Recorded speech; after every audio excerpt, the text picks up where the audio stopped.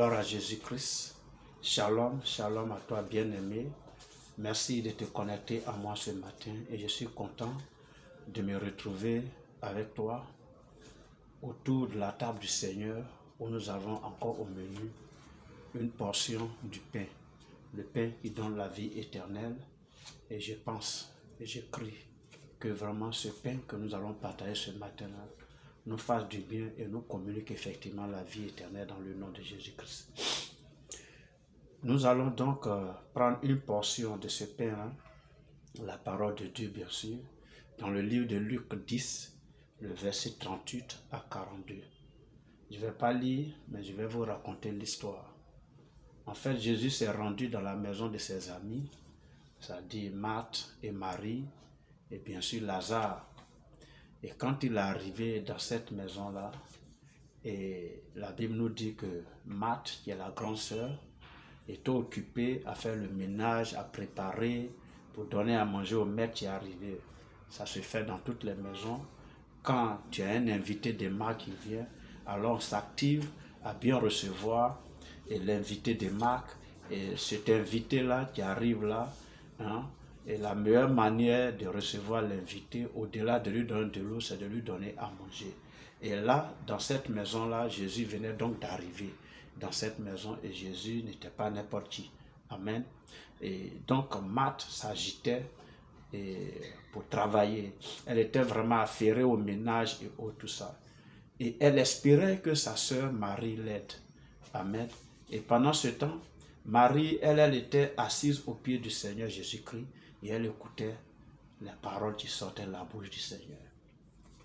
C'est ainsi que Marthe va venir se plaindre auprès du Seigneur Jésus-Christ pour dire: ne t'inquiète-tu pas de ce que ma soeur me laisse moi seul entrer travailler, Et Jésus va lui dire: Marthe, Marthe, tu t'inquiètes et tu t'agites pour beaucoup de choses. Mais une seule chose est nécessaire. Marie a choisi la bonne part qui ne lui sera jamais ôtée. Amen. Qu'est-ce que je vais dire ce matin au travers donc cette histoire que nous tirons donc du livre de Luc 10, du verset 38 au verset 42. Dans la vie, très souvent, on s'agite et on s'inquiète pour beaucoup de choses. On s'agite et on s'inquiète pour avoir de la nourriture, pour avoir des habits, pour avoir une maison, pour se marier, pour faire des enfants, pour avoir l'argent. On s'agite et on s'inquiète pour beaucoup de choses. Et on perd de vue l'essentiel, le nécessaire. Le nécessaire, c'est quoi? C'est la parole de Dieu. Le nécessaire, c'est quoi? C'est la parole de Dieu, la parole qui sort de la bouche du Seigneur. Amen. C'est ça qui est nécessaire pour tout être humain. Parce que dans la parole de Dieu, nous avons le salut. Nous avons la restauration. Nous avons la délivrance. Nous avons la bénédiction. Nous avons la vie éternelle. Nous devons donc nous agiter. Nous devons donc nous inquiéter. Quant à notre capacité à comprendre la parole de Dieu, quant à notre capacité à méditer la parole de Dieu, quant à notre disponibilité à prendre plaisir à la parole de Dieu et ne point s'inquiéter pour les autres choses. Pas que c'est mauvais, pas que c'est pas important pour nous, mais ce n'est pas ça qui est nécessaire. Le nécessaire pour nous, c'est de nous instruire au pied du Seigneur, méditer sa parole tous les jours, écouter sa parole tous les jours, vivre conformément à sa parole tous les jours. Parce que vous allez voir plus tard, dans le livre de Jean 11 là-bas, vous allez découvrir que c'est Marthe qui faisait preuve d'incrédulité. Amen. Quand bien même Jésus dit, et ton frère va ressusciter, elle dit oui, je sais, au dernier moment. Jésus parlait d'une résurrection imminente, maintenant, actuelle, pas la résurrection des morts plus tard. Et quand bien même Jésus lui dit ôtez la pierre, elle dit il sent déjà. En réalité, quand tu ne t'intéresses pas à la parole de Dieu, quand tu ne prends pas plaisir à la parole de Dieu, quand tu n'écoutes pas la parole de Dieu et que tu mets ça au deuxième, troisième plan de ta vie, parce que pour toi, la vie ici-bas, c'est le travail, c'est l'argent, c'est le mariage, c'est les enfants. En fait, tu t'agites et tu t'inquiètes pour toutes ces choses-là et que la parole de Dieu vient et au troisième plan dans ta vie, voire même au dernier plan. Et c'est pourquoi peut-être il y a des dimanches même où tu ne travailles pas, mais tu ne peux pas te rendre à l'église parce que tu trouves que tu es fatigué. Tu t'es tellement agité toute la semaine, tu t'es tellement inquiété, affairé dans ton travail, dans tes activités, que tu es fatigué dimanche pour aller à l'église, ne serait pour écouter la parole de Dieu. Tu vas voir que non, tu n'as pas une grande foi en toi. Devant une situation, tu paniques. Devant une situation, tu es troublé. Devant une situation, tu n'es pas serein. C'est la parole de Dieu qui manque en toi. Marc a fait preuve de ça. Jésus venait dans sa maison. Jésus était là, la parole personnifiée.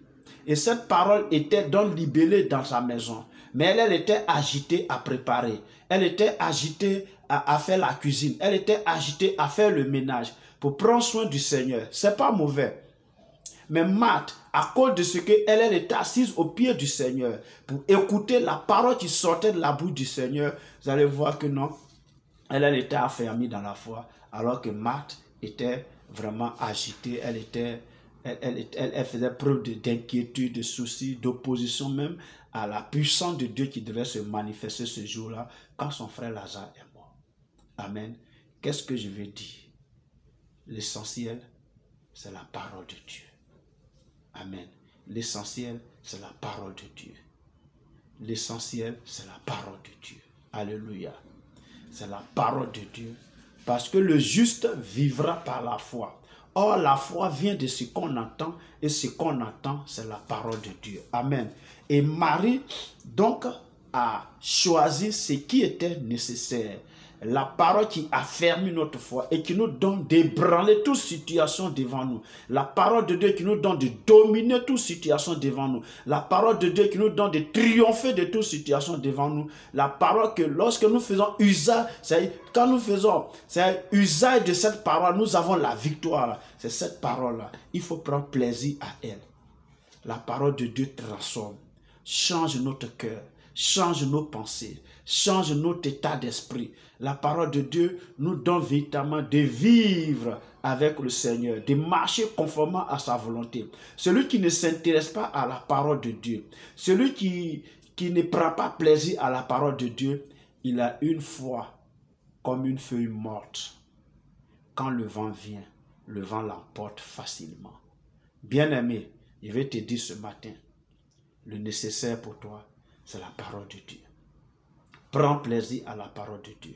Écoute-la, étudie-la, médite-la, jour et nuit. Comme dans le psaume 1, il dit, il est heureux, celui-là qui prend plaisir à la loi de l'Éternel, qui la médite jour et nuit. Il est comme un arbre planté auprès d'un courant d'eau, qui porte son fruit en sa saison, et dont le feuillage ne se flétrit point. Alléluia. La bénédiction se trouve effectivement dans la parole de Dieu.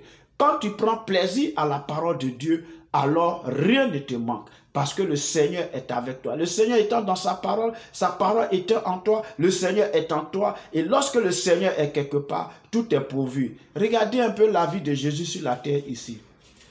Toutes les fois que quelque chose a manqué, et que humainement parlant, on ne pouvait plus rien faire, Jésus opère le miracle.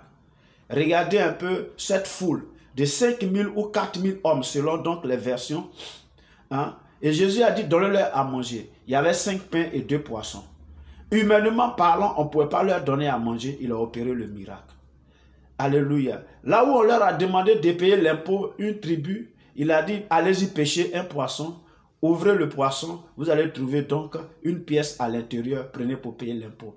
Parce que humainement parlant, il ne pouvait pas le faire.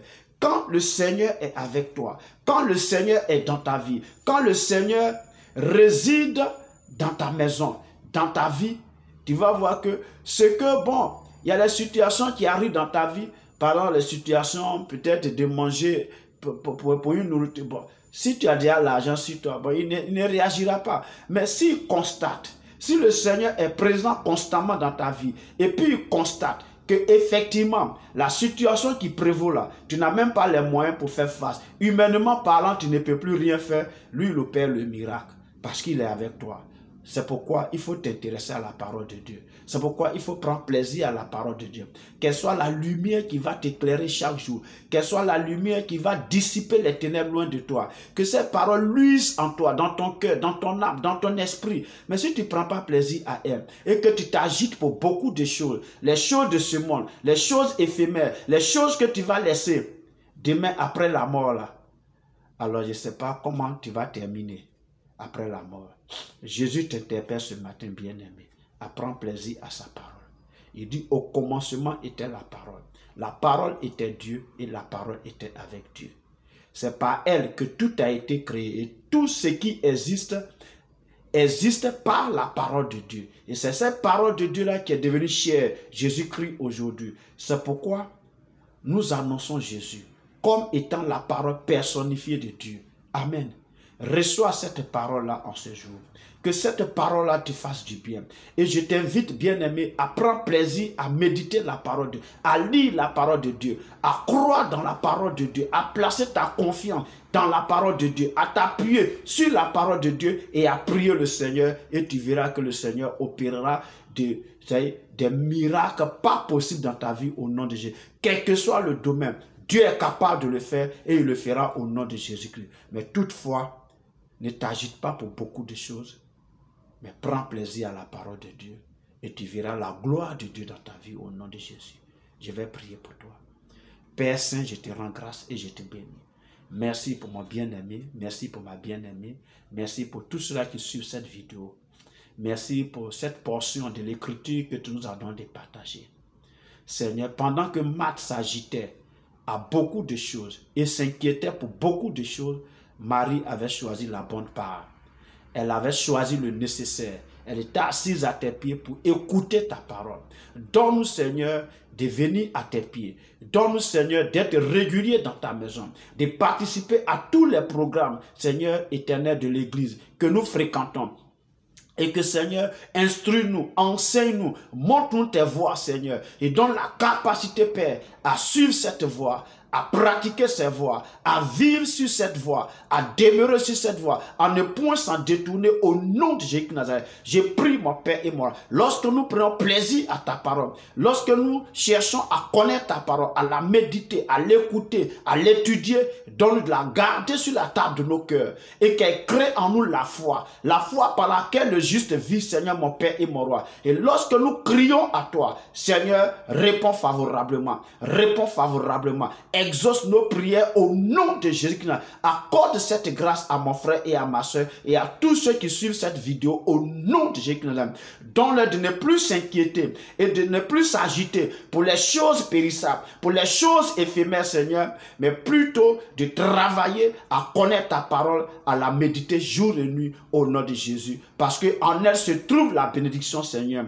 Celui qui prend plaisir à ta parole, celui qui médite ta parole jour et nuit, il est semblable à un arbre planté au bord d'un courant d'eau qui reçoit véritablement, Seigneur mon Père, la nourriture, qui reçoit, Seigneur, la sève, qui reçoit, Seigneur mon Père et mon Roi, tout ce dont il a besoin, et son feuillage ne se flétrit point, et il produit ses fruits en sa saison. Bénis tes enfants, bénis tes enfants, bénis tes enfants, et bénis tous ceux qui suivent cette vidéo au nom de Jésus-Christ. Merci Seigneur pour ce temps que tu as permis. Merci Seigneur pour cette parole. Merci pour l'exaucement de toutes ces prières. À toi seul la gloire. Dans le nom de Jésus-Christ que j'ai prié. Nous disons Amen, Amen, Amen. Merci donc de m'avoir suivi. Merci pour ce bref temps que nous avons passé ensemble. Je pense que ce morceau de pain que nous avons pu partager ce matin t'a fait du bien. D'ici là, porte-toi bien. Bonne journée, bon week-end. Que la grâce et la faveur de Dieu t'accompagnent. Au nom de Jésus-Christ que j'ai prié. Amen.